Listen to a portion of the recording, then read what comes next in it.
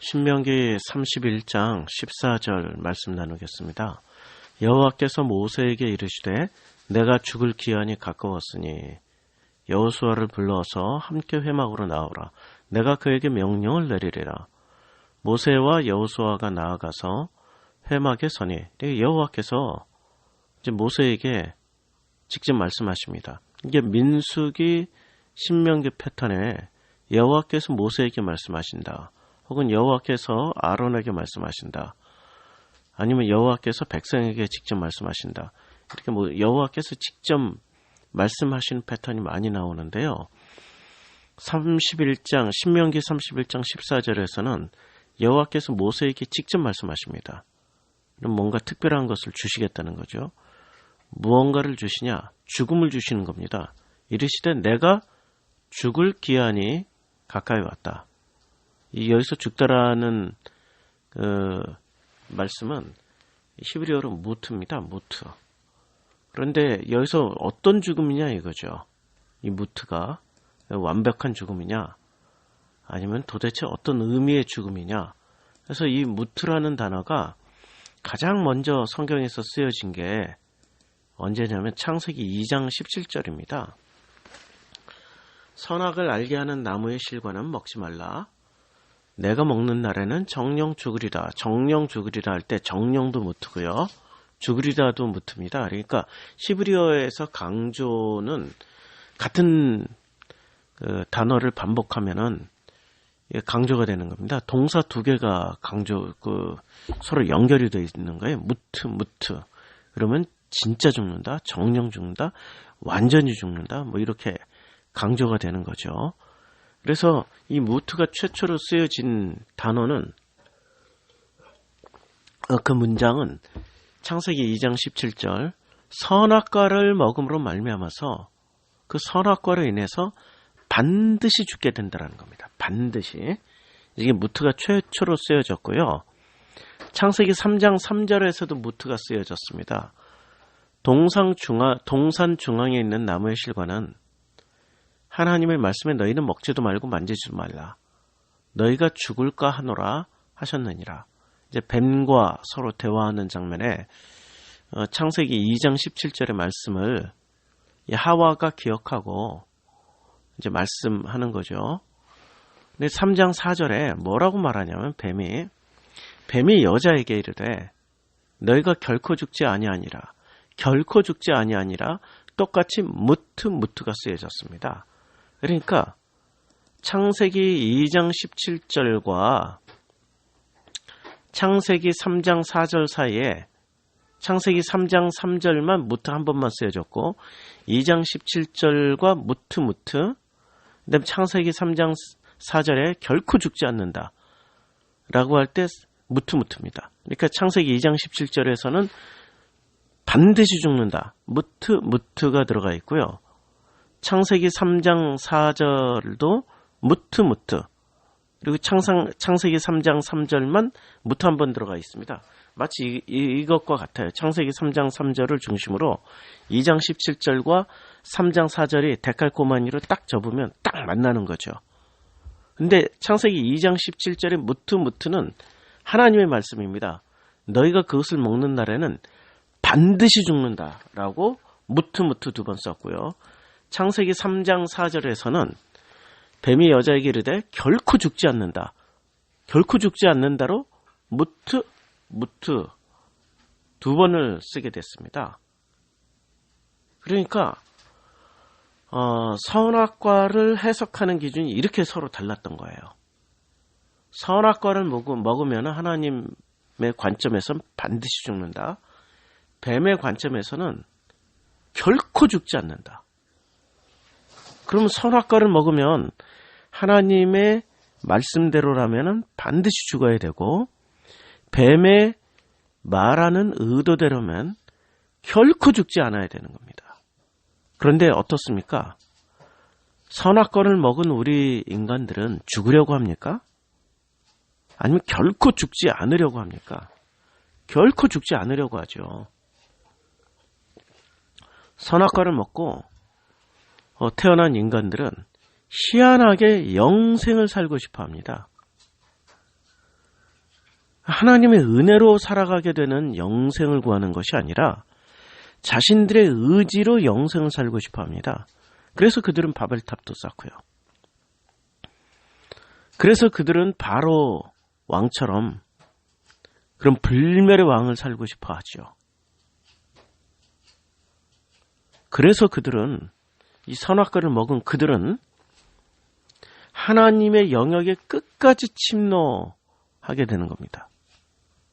하나님처럼 영생을 살기 위해서 하나님처럼 되려고 온갖 노력을 다합니다.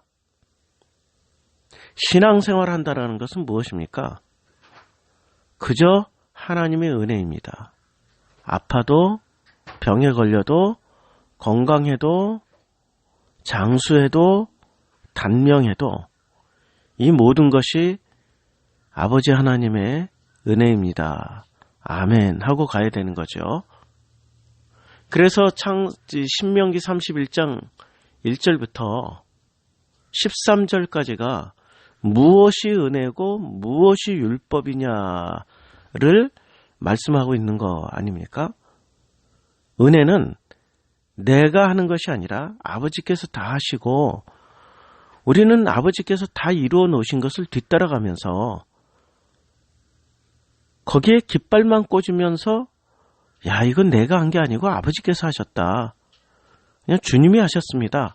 라고 고백하는 게 그게 은혜 아닙니까? 우리보다 먼저 요단강을 건너 가나안 땅에 가셨고 이미 그 땅을 다 아버지께서 우리들에게 넘겨줄 계획을 세우셨고 그리고 가나안 10부족을 우리 손에 이미 다 붙이셨습니다. 우리는 가서 믿음으로 취하기만 하면 되는 거예요. 믿음으로 건너가고 믿음으로 그 땅을 밟으면 그들은 무릎 꿇고 항복하게 될 것입니다. 그게 은혜지 않습니까? 그런데 율법은 자기네들 힘으로 하려는 겁니다. 자기네들의 힘으로, 자기네들의 노력으로 성취해내고 이루어내는 겁니다. 사실 어느 게 더 보람됩니까?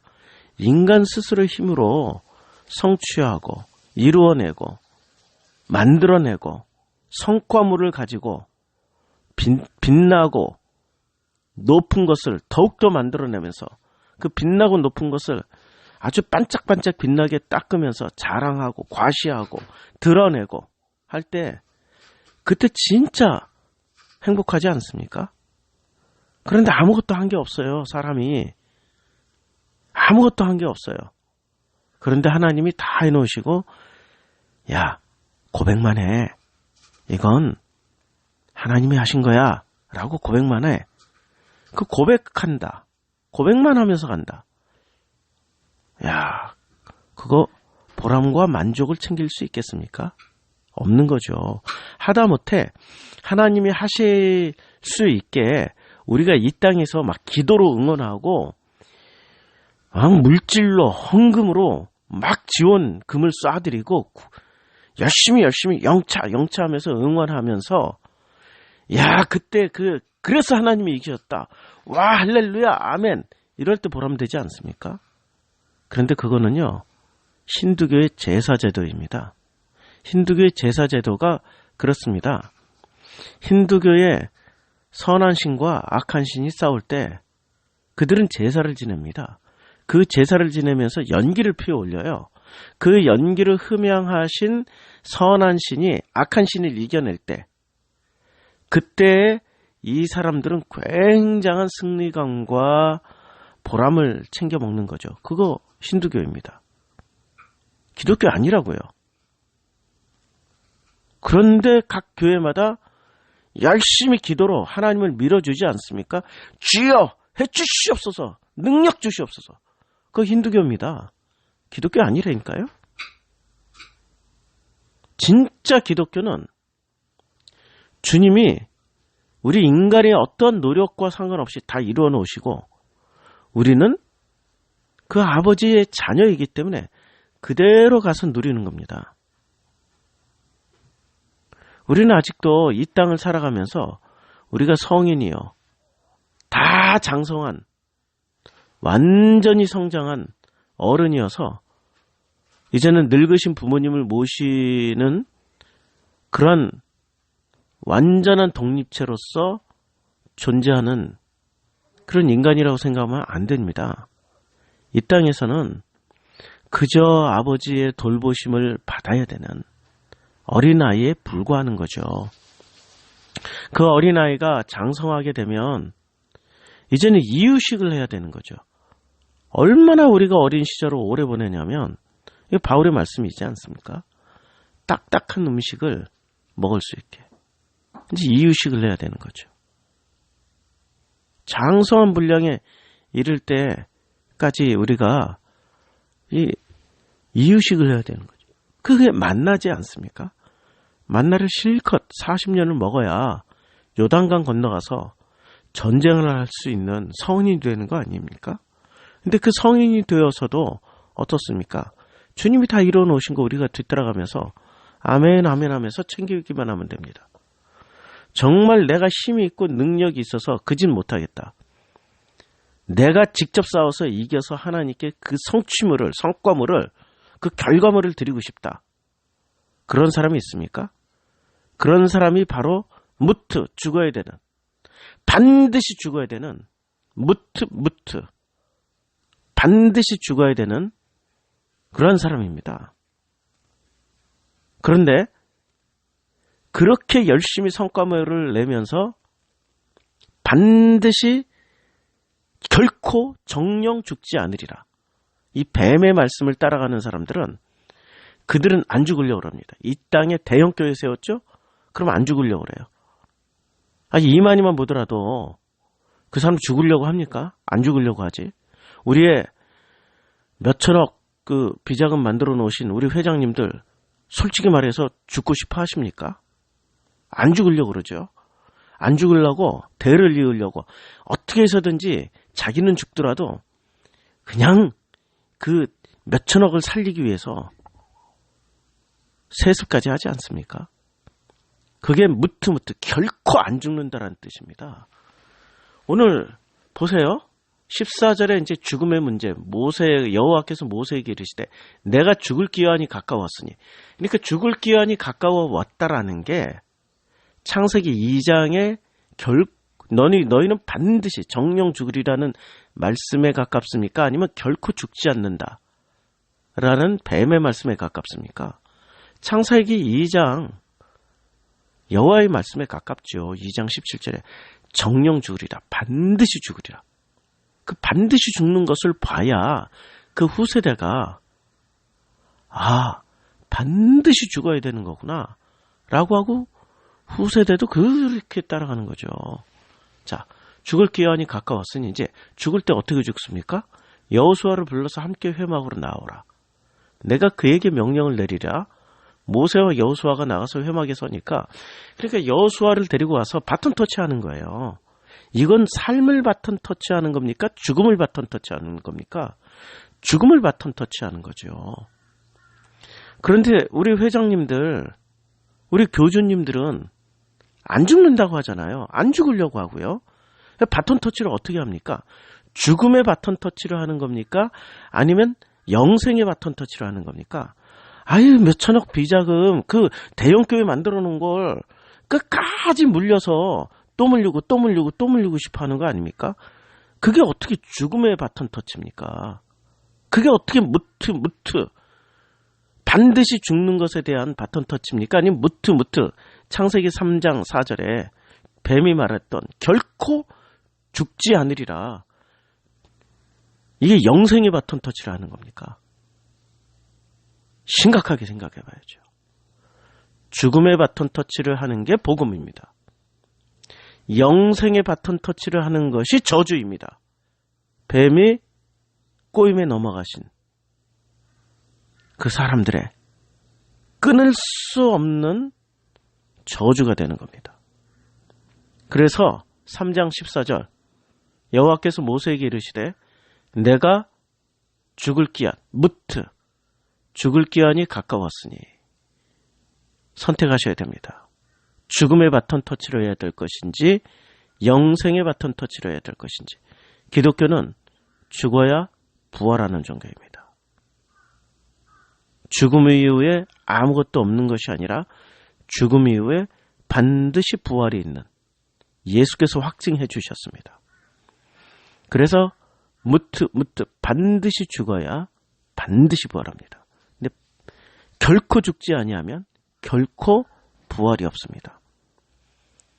그래서 모세께서 여호수아를 불러 함께 회막으로 갑니다.